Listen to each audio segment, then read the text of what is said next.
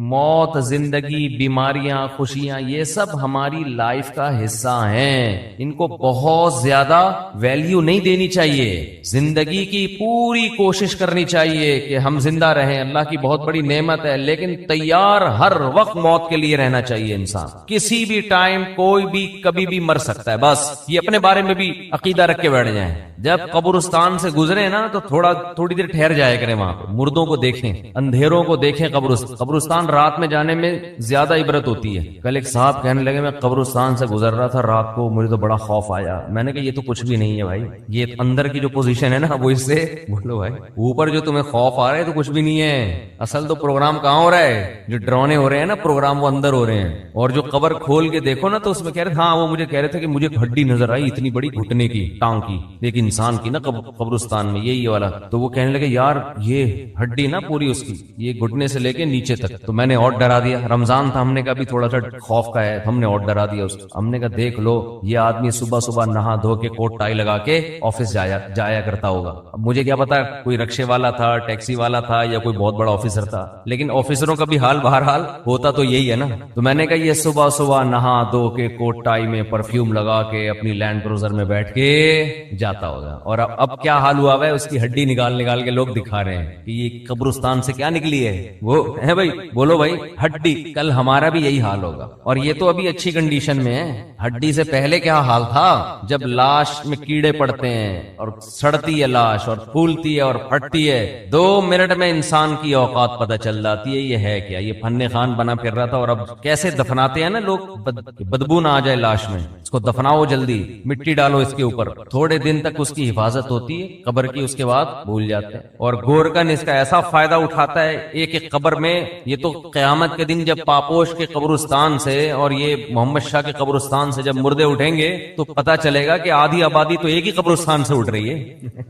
ایک ایک قبر سے 25-25 لوگ نکل رہے ہیں، ایک ایک قبر میں جو ہے نا گورکن کئی مردوں کو ڈال رہا ہے، وہ بھی پریشان ہے کہ یار اتنے مردے کدھر ٹھکانے لگاؤں میں۔ تو یہ حال ہے انسان کا، ہڈیاں نکل رہی ہیں، لاش کسی کے کوئی انگلی نکل آئے گی اندر سے، کیسا حال ہوتا ہے۔ اور یہ غنیمت ہے، لیکن اس قبر کے اندر ایک برزخ کی قبر ہے۔ جیسے جب آپ سوتے ہو، آرام کرتے ہو، ایک آپ کی وہ کنڈیشن ہوتی ہے جو آپ بستر پہ لیٹے ہوئے ہو، ایک وہ کیفیت ہوتی ہے جو آپ پر سونے کی حالت میں گزر رہی ہوتی ہے، وہ کیفیت زیادہ عجیب ہے اس کیفیت سے جو آپ کو نظر آ رہی ہے۔ قرآن کہتا ہے فرعون کی ایک لاش وہ ہے جو تمہیں عجائب گھر میں نظر آ رہی ہے، وہ بھی عبرت کی بات ہے، لیکن ایک عالم برزخ میں فرعون پہ جو گزر رہی ہے نا، وہ چیز تمہیں نظر نہیں آ رہی، وہ اس سے بہت زیادہ خطرناک ہے۔ النار یعرضون علیہا غدوا وعشیا، وہ آگ ہے جس پر فرعون کو صبح اور شام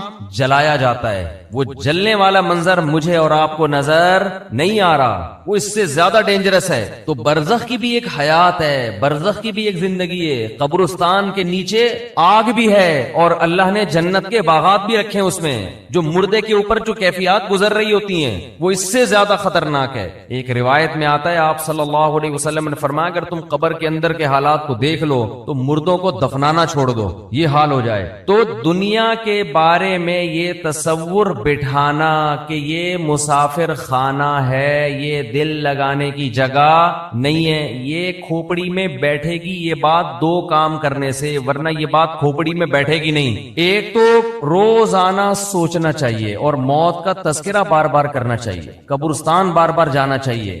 اس عمل سے انسان کو یہ احساس ہوتا ہے کہ میں دنیا میں رہنے کے لیے نہیں آیا۔ نبی صلی اللہ علیہ وسلم نے فرمایا کنت نہیتکم عن زیارت القبور فزورها فإنها تذکر الآخرہ، میں نے تمہیں قبرستان کی زیارت سے منع کیا تھا۔ لوگ پہلے بدعتیں کرتے تھے، وہاں شرک ہوتا تھا، فرمایا اب تمہیں اجازت دے رہا ہوں اس لیے کہ قبرستان جانے سے آخرت کی یاد تازہ ہوتی ہے، احساس ہوتا ہے کہ کل ہم نے بھی لیٹنا ہے یہاں۔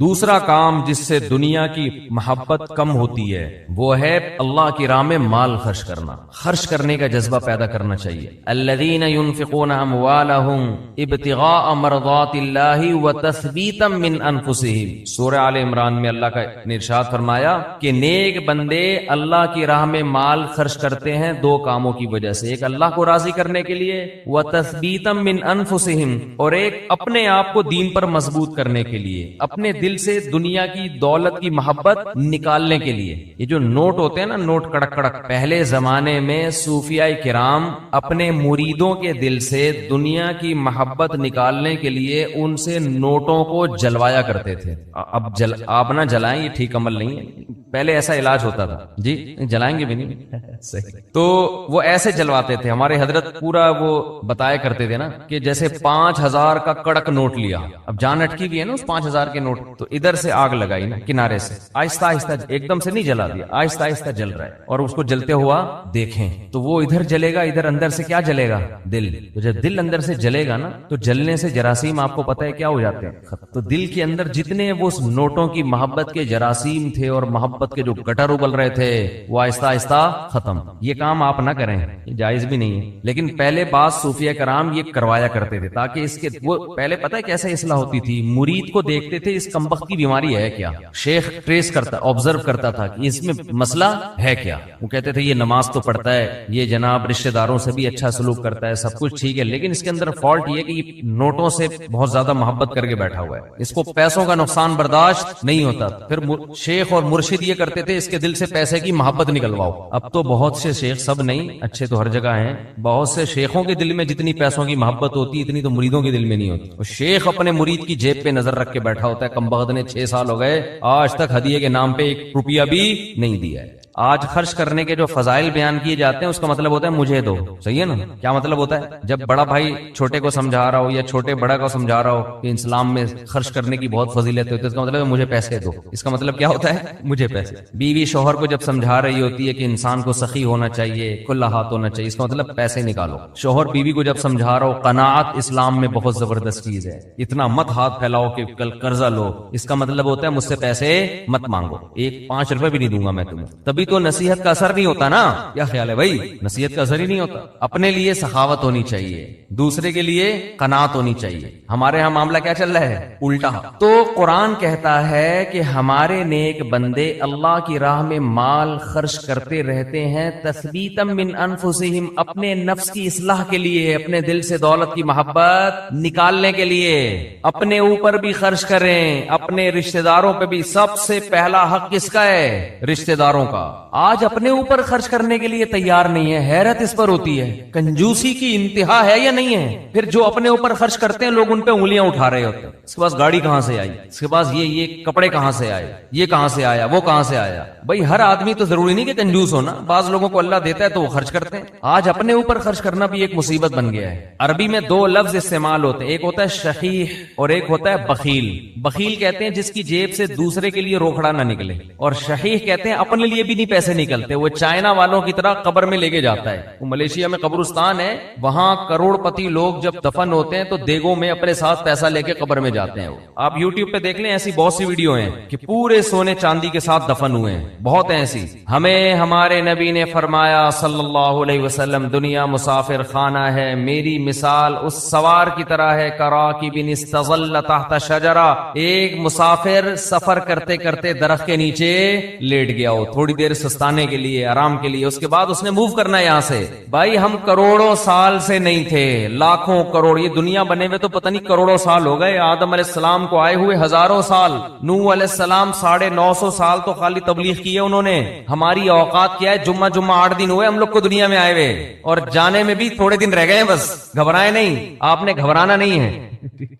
تو یہ میں آپ کو ڈرانے کے لیے یہ باتیں نہیں کر رہا کہ آپ کہیں یار جمعہ 8 دن نہیں اور 4 دن رہ گئے جانے میں. یہ حقیقت ہے. موت سے ڈرنے کا فائدہ نہیں ہے، موت سے دوستی لگانے کا فائدہ ہے. دیکھو جس ڈاکو نے پیچھا کرنا ہی ہو، آپ کسی محلے میں رہتے ہیں، آپ کو پتا چل گیا یہاں ایک بندہ میرے پیچھے پڑا ہوا ہے، میری ہاتھ دھو کے مارے گا وہ مجھے یا مجھے پکڑے گا، تو آپ محلہ تبدیل کر لو گے. کیا خیال ہے کہ بھائی اس دہشت گرد کو تو محلے سے نکالا نہیں جا سکتا، خود ہی محلہ تبدیل کر لو. جیسے ہی آپ نے محلہ تبدیل کیا وہ وہ دوسرے محلے میں پہنچ گیا، پھر وہ آپ تیسرے محلے میں گئے، وہ وہاں پہنچ گیا، اب آپ بھاگ بھاگ کے تھک گئے مگر وہ آپ کا پیچھا نہیں چھوڑ رہا، تو پھر آپ کیا کرو گے؟ وہی کرو گے جو امریکہ افغانستان میں کر رہا ہے، مذاکرات کی دعوت دو گے۔ آپ کیا کرو گے؟ بولو بھائی قطر مذاکرات ہوں گے، یار بیٹھو آؤ، وہ تو کہہ رہے تھے 20 سال پہلے یہ کر لیتے مذاکرات، لیکن چلو دیر آئے درست ہے، وہ کہے گا آؤ بیٹھو مذاکرات کرتے ہیں۔ تو آپ بھی یہی کرو گے نا اس ڈاکو کے ساتھ کہ بھائی تمہیں کیا مسئلہ ہے، میری جان کے پیچھے ہاتھ دھو کے کیوں پڑ گیا ہے؟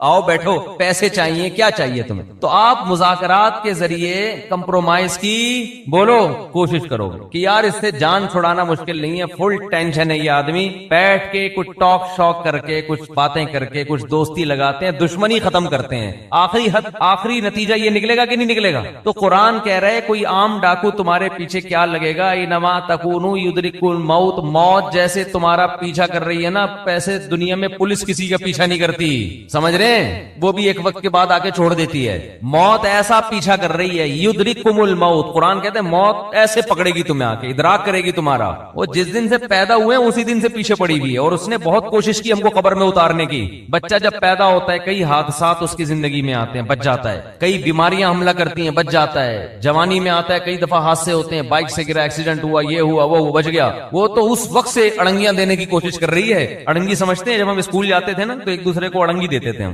اب تو بچے اسکول بھی ایسے تمیز سے جا رہے ہیں، تمیز سے آ رہے ہیں، کوئی نہ اڑنگی نہ کوئی شرارت، تو ان میں کوئی صلاحیت ہی پیدا نہیں ہو رہی، ایسے ممی ڈیڈی ٹائپ کے بچے نکل رہے ہیں۔ ہمارے دور کے اسکول تھے، مزہ آتا تھا اسکول میں، اتنا بھاری بھرکم بیگ لٹکا کے اسکول جاتے تھے، ساتھ والے کو شرارت ہوئی، تھوڑا سا آگے گئے، اس نے تھوڑا سا ٹانگ میں یوں کیا، آگے گرے، پھر ہم بدلہ لینے کے پیچھے پڑے ہوئے تھے، اب ہم بھی اڑنگی دیں گے، راستے میں ہی پھڈا ہو رہا ہے، گتم گت مار رہے ہیں ایک دوسرے کو، پھر سلو ہو رہی ہے، پھر جا رہے ہیں، اس طرح سے ہم پونے گھنٹے میں اسکول پہنچتے تھے، پھر لیٹ ہونے کی وجہ سے پی ٹی ماسٹر کھڑے ہوئے ہوتے تھے وہاں پہ، ان کے سامنے ہاتھ پہ اب ڈنڈے کھاؤ، لیٹ کیوں پہنچ، اس سے ہاتھ مضبوط ہوتے تھے، حقیقت ہے نا۔ تو شوز اتارتے تھے ایک دوسرے کے، بھائی شوز پہنے ہوئے نا، پیچھے اس کے تھوڑا سا پاؤں رکھے، خود ہی اتر جائیں گے، آپ کو اتارنے کی ضرورت، اب وہ بیٹھ کے جو ہے نا شوز کو صحیح کر رہا ہے، پھر لڑائی ہو رہی ہے، پھر بھٹا ہو رہا ہے۔ ایک بچہ کافی دیر سے نا اس کا ہاتھ نہیں جا رہا تھا گھنٹی پہ، ایسے اچھل اچھل کی کوشش کر رہے، ایک بڑے میاں گزرے، انہوں نے بجا دی گھنٹی، اور بچے سے پوچھا بیٹا ہاں بتاؤ کیا کہہ رہے ہیں؟ بھاگو، اب کیا کرو، جو کام میں کر رہا تھا مجھ سے ہوا نہیں، آپ نے کر دیا، اب کیا کرنا ہے؟ بھاگو۔ یہ ہوتے تھے پہلے کے بچے،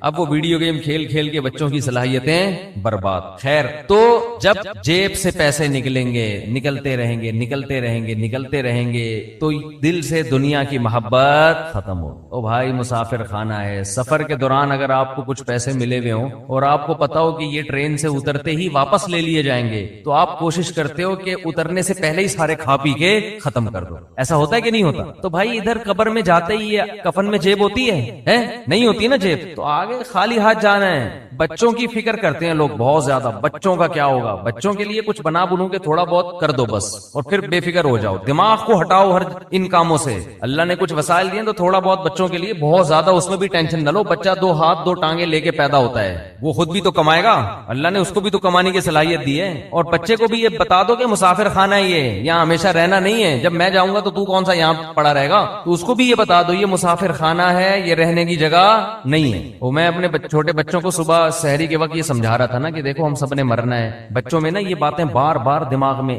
بہت چھوٹے بچے کے تو نہ ڈالیں، وہ بعض دفعہ ڈر بھی جاتا ہے، لیکن ہنستے کھیلتے ان کو یہ باور کراتے رہیں کہ دیکھو ہم نے جانا ہے، یہ دنیا رہنے کی جگہ نہیں ہے۔ یہ چیزیں آج والدین بتاتے نہیں ہیں، تو میں بچوں کو لے کے بیٹھا ہوا تھا، چند دن پہلے کی بات ہے، میں بچوں سے کہہ رہا تھا دیکھو بچوں سب نے جانا ہے، سب سے پہلے ہو سکتا ہے میں جاؤں، تو ایک چھوٹی بچی کہتی ہے بھائی ابو منہ سے نا باتیں اچھی نکالنی چاہیے، انسان منہ سے کیا کرنا چاہیے؟ باتیں اچھی نکال۔ مجھے ہنسی آ گئی، میں نے سوچا اس کو یہاں بٹھا دیتا ہوں کہ اب آپ نصیحت کرو، ہم سامنے بیٹھتے ہیں جا کے۔ بچے آج کل بہت ڈیڑھ ہوشیار قسم کے پیدا ہو رہے ہیں، تو بچوں کو جب کہنا کہ منہ سے باتیں اچھی نکالنی چاہیے، کیا موت کی باتیں ہیں، تو بولو بیٹا یہی اچھی باتیں ہیں، منہ سے زندگی کی باتیں اچھی نہیں ہیں۔ تو میں یہ کر رہا تھا جس ڈاکو نے آپ پہ پنجے گاڑنے ہی ہیں، پکڑنا ہی ہے، تو اس سے مذاکرات کر کے دوستی لگا لی جائے نا، تو موت ایک ایسا دشمن ہے جو کسی قیمت پہ آپ کو معاف نہیں کرے گا، تو اس سے بھاگ نہیں سکتے، اس سے دوستی لگائی جا سکتی ہے۔ موت سے باتیں کیا کریں بیٹھ کے، بھائی کوئی مسئلہ نہیں ہے، جہاں تم نے اتنے لوگوں کو قبر میں اتارا مجھے بھی اتار دینا، تو لیکن آپ چاہتی کیا ہو مجھ سے،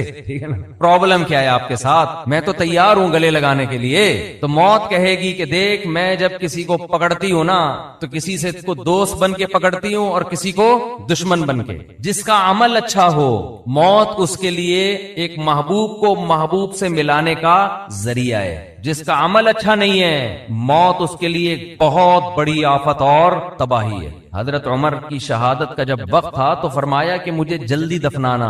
حدیث میں آتا ہے نا کہ جب مردے کو ہم لے کے جا رہے ہوتے ہیں قبر میں تو اگر وہ اچھی میت ہو نیک عمل ہو تو وہ کہتے ہیں جلدی لے کے جاؤ. وہ بزبان حال یہ کہہ رہا ہوتا ہے. اور اگر اس کا عمل برا ہے تو کہتے ہیں مجھے کہاں لے کے جا رہے ہو تم. انسان اپنے عمل کی طرف جا رہا ہے, عمل کی طرف. انکا کادحن الی ربک کدحا فملاقی. اے انسان تم میں سے ہر شخص رب کی طرف ایک عمل کر رہا ہے اور عن قریب اس عمل سے اس کی ملاقات ہونے والی. جو کر رہے ہیں اسی سے ملاقات ہوگی. تو اچھا کر لو بھائی, کچھ اچھا کر لے تاکہ ملاقات ہو تو خوشی ہو. تو نبی صلی اللہ علیہ وسلم نے فرمایا اتقوا النار ولو بشق تمرہ. صدقات و خیرات کا سب سے پہلا فائدہ کیا ہے؟ آپ کے دل میں دنیا کی محبت ختم ہوگی اور اس سے دنیا میں سکون ملے گا, آپ ریلیکس ہو جائیں گے. دیکھو کسی کو کسی سے عشق ہو گیا اور اس عشق کی مراد پوری نہیں ہو رہی تو سکون کے لیے کیا کہا جائے گا؟ اس سے تعلق ختم کر دو, یہی کہا جائے گا نا, دوستی ختم کر دو تاکہ عشق ختم ہو جائے. اس وقت ڈپریشن اور اسٹریس کا سب سے بڑا سبب دنیا کی محبت ہے. انسان چاہتے ہیں میری ساری خواہشات پوری ہوں, موت کے لیے وہ ذہنی طور پر تیار نہیں ہے. تو اس کا حل یہ کہ اس محبت کو ختم کرو. مسافر خانہ بول بول کے ختم کرو. مسافر خانہ ہے بھائی, مر جائیں گے آج نہیں تو کل مریں گے. وہ فلاں مر گیا تو اللہ مغفرت فرمائے, سب نے مرنا ہے بھائی, بس مر گیا تو کیا ہوا, آج ہم نے کل ہم نے مرنا ہے, کل آپ نے مرنا ہے, سب نے مرنا ہے. قبرستان تو ایسے ہی آباد ہوں گے. اصل تو ہماری وہ 6 فٹ کی. دیکھو راحت اندھوری کا شعر میں نے لائیو سنا تھا, 2 گز صحیح لیکن میری ملکیت تو ہے, اے موش تو نے مجھ کو زمیندار کر دیا, او کما قال, کہ 2 گز صحیح ہے اور میری ملکیت تو ہے نا. تو یہ شعر میں نے سنا اور ابھی راحت اندھوری کہاں ہے؟ اسی 2 گز کی زمین میں. جب وبا آئی تھی کرونا کی تو راحت اندھوری کا شعر آیا تھا کچھ وبا کے بارے میں, اور اسی وبا سے راحت اندھوری کا انتقال ہوا کرونا میں. سمجھتے ہیں کہ نہیں؟ تو آدمی بتا رہا ہوتا ہے اور لیٹا ہوا ہوتا ہے قبر میں, سب مر مر کے بھر رہے ہیں قبریں, جا رہے ہیں دنیا سے. تو اس کا استحضار کرنا چاہیے اور دل سے دنیا کی محبت نکالنے کے لیے وہ نوٹ خرچ کریں جس پر آپ کا دل سب سے زیادہ اٹکا ہوا ہو. سمجھتے ہو حدیث میں آتا ہے کہ سب سے افضل صدقہ وہ ہے کہ جس میں صدقہ کرنے کا دل نہیں چاہ رہا ہو. بات آ رہی ہے سمجھ میں؟ صدقہ کرنے کا بولو بھائی دل نہیں چاہ رہا, وہ نکالو جیب سے. اور صحابہ یہ بھی پوچھتے تھے کہ کہاں خرچ کریں. نبی نے فرمایا ہاں پہلا فائدہ میں بتا دوں کہ دل کی اصلاح ہوتی ہے. دوسرا فائدہ ذہن کو سکون ملتا ہے, ڈپریشن اسٹریس ختم ہوتی ہے. تیسرا فائدہ اللہ کا غضب ٹھنڈا ہوتا ہے. گناہ انسان سے ہو جائے اللہ غضبناک ہوتے ہیں. آپ نے فرمایا آگ سے بچو اگرچہ کھجور کا ایک دانہ صدقہ کر کے ہی ہو, کچھ نہ کچھ کرو صدقہ تاکہ اللہ کا غضب کیا ہو؟ ٹھنڈا. تو بہت سارے ہیں. رمضان میں چونکہ نبی سخاوت کا دریا بنا کرتے تھے تو رمضان میں زیادہ کرنا ہے. کرنا کہاں ہے یہ بہت اہم سوال ہے. سب سے پہلا حق اسلام نے آپ کے غریب ترین رشتہ داروں کا بنایا.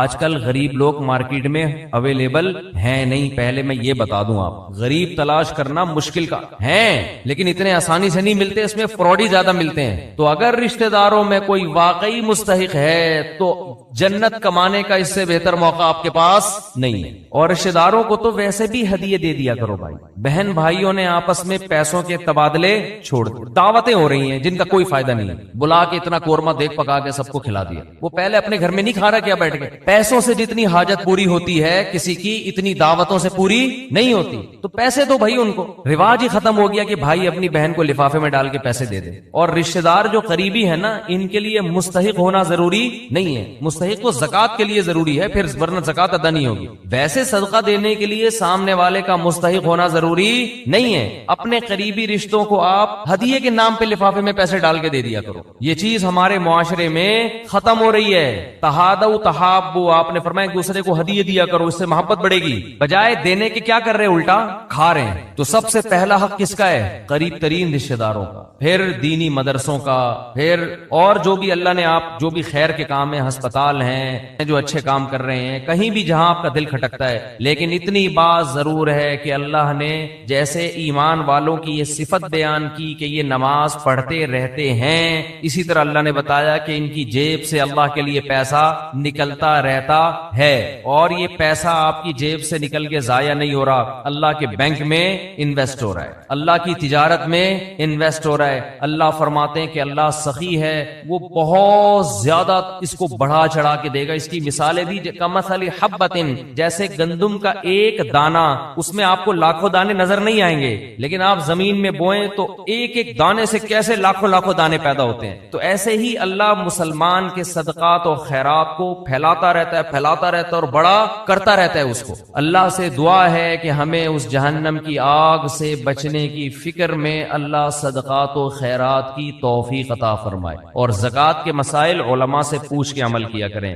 پیسہ آنا کامیابی ہے، اگر کامیابی ہوتی تو پیسے، جس کو پیسہ ملا وہ ناکام کیوں ہو گیا؟ قارون ناکام کیوں ہو گیا؟ اگر حکومت ملنا کامیابی ہوتی تو فرعون دنیا کا سب سے کامیاب انسان ہوتا، حالانکہ وہ دنیا کا سب سے ناکام انسان ہے۔ تو پوری دنیا میں یہ چیز کامن ہے، پوری دنیا میں، ہندو میں بھی، عیسائی میں بھی، مسلمانوں میں بھی، سکھوں میں بھی، صبح سے لے کے دوپہر، دوپہر سے لے کے شام، شام سے لے کے رات، رات سے لے کر صبح، صحت اچھی، پیسہ اور عزت، بس اسی کے پیچھے پاگل ہو گیا انسان۔ پاگل کا لفظ ہلکا ہے، باولا ہو گیا۔ باولا سمجھتے ہیں؟ یہ پاگل کی سپرلیٹو ڈگری ہے۔ ہمیں اپنے بارے میں تو پتا ہونا چاہیے نا ہم کیا ہو گئے ہیں، تو پاگل کی سپرلیٹو ڈگری ہے باولا۔ اور حقیقت یہ ہے کہ جب اپنے حالات میں انسان غور کرے، لوگوں سے ملے، تو ایسا ہی لگتا ہے کہ دنیا کو مسافر خانہ سمجھنا، بولو، چھوڑ دیا۔ صبح شام موتیں دیکھ رہے ہیں۔ ابھی ایک صاحب آئے ہوئے تھے، انہوں نے بتایا کہ کچھ پروجیکٹ چل رہے ہیں کراچی میں،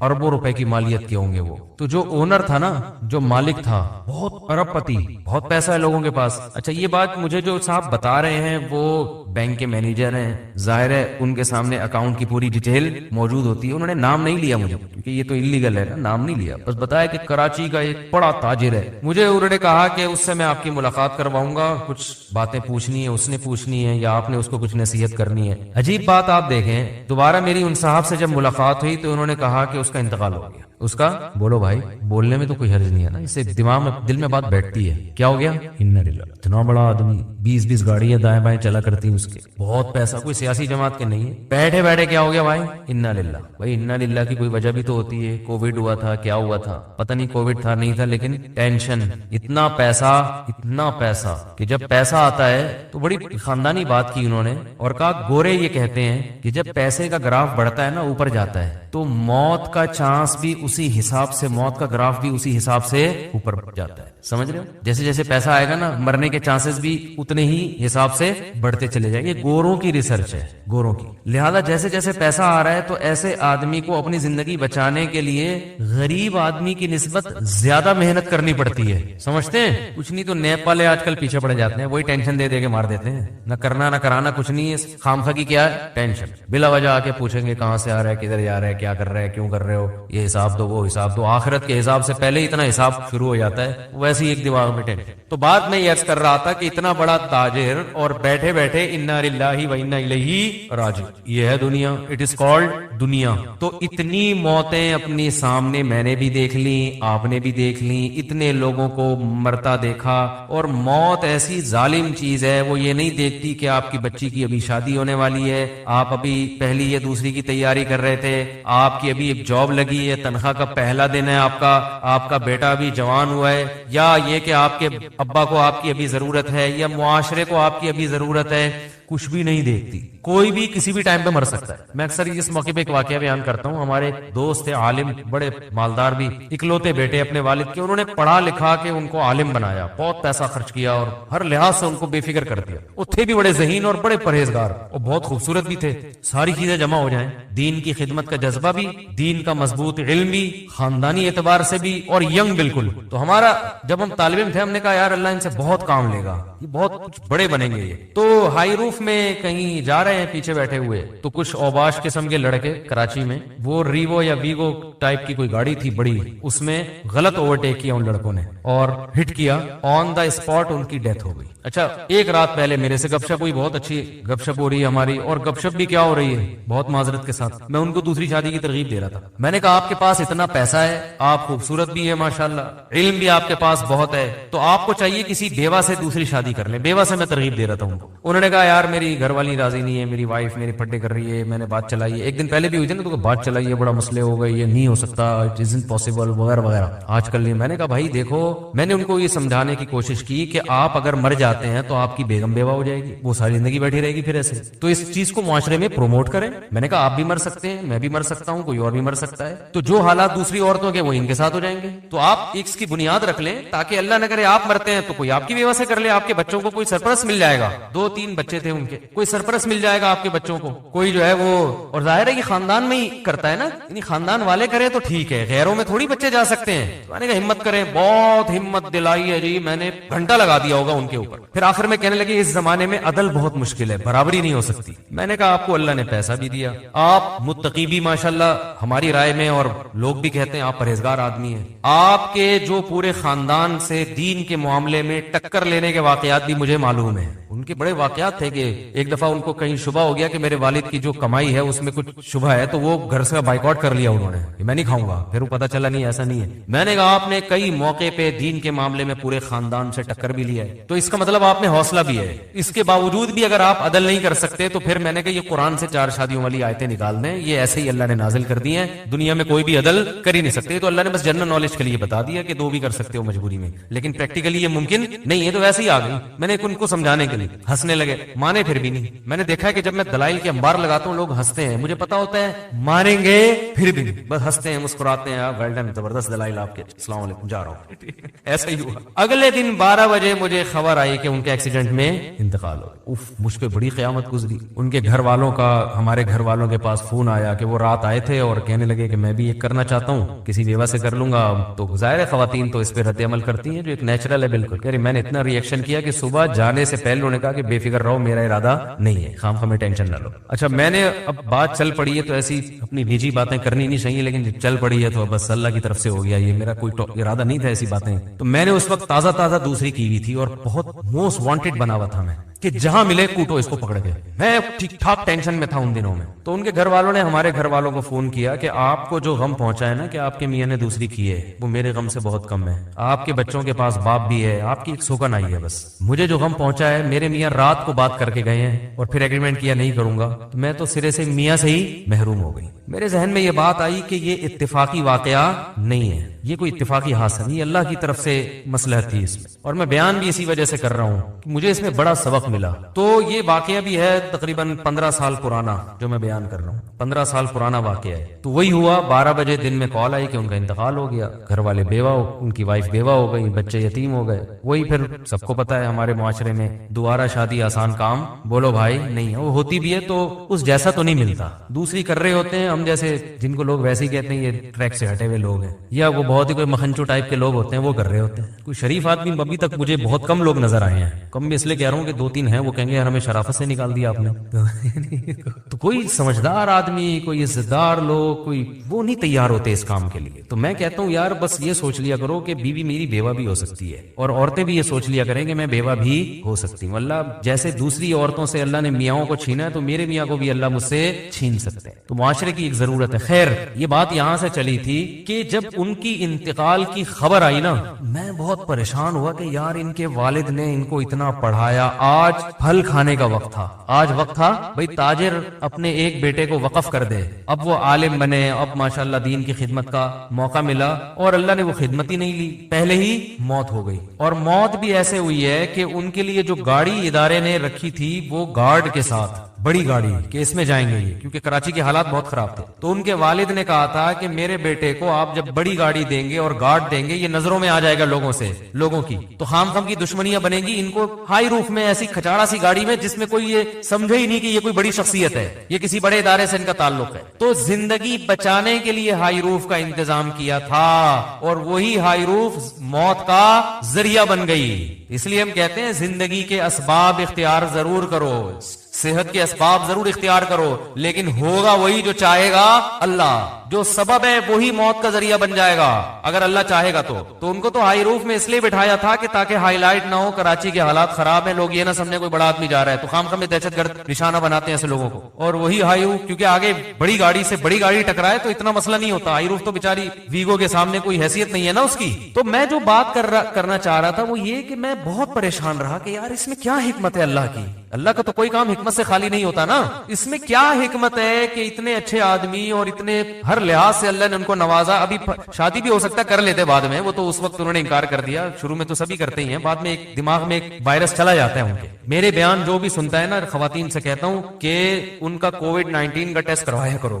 ہمارا والا کووڈ-19 یہ شادی والا یہ وائرس ایک دفعہ جو میرے پاس آ گیا یہ پھر نکلتا نہیں ہے. یہ جیسے کووڈ-19 شکلیں بدل کے آ رہا ہے نا، لندن میں کسی اور الگ ہی سٹائل میں آیا یہ، تو یہ شکلیں بدل کے آئے گا جب تک بندہ بوڑھا نہیں ہو جاتا. ہاں بوڑھا ہو جائے گا پھر وہ ایک بھی اس کو بری لگے گی، ایک کی باتیں بھی، یہ کیا شادی لگا کے رکھے گی. جب تک جوان ہے اور میرا بیان سن رہا ہے یہ وائرس یہ تو ہوتا ہے کہ ایکٹیو نہ رہے، لیکن ختم ہو جائے یہ نہیں ہوتا. تو کسی بھی وقت ایکٹیو ہو سکتا ہے. وہ کس وقت ہوتا ہے پھر وہ الگ ٹاپک ہے، وہ پھر موضوع ہٹ جائے گا. کہ وہ بعض دفعہ آپ کہہ رہے تھے نہیں یہ دوسری شادی بالکل مفتی صاحب غلط باتیں کرتے ہیں کیا ہے، لیکن زندگی کے کچھ مواقع ایسے آتے ہیں کہ آپ کو آئے گا یار اجازت ہے، ٹھیک ہے.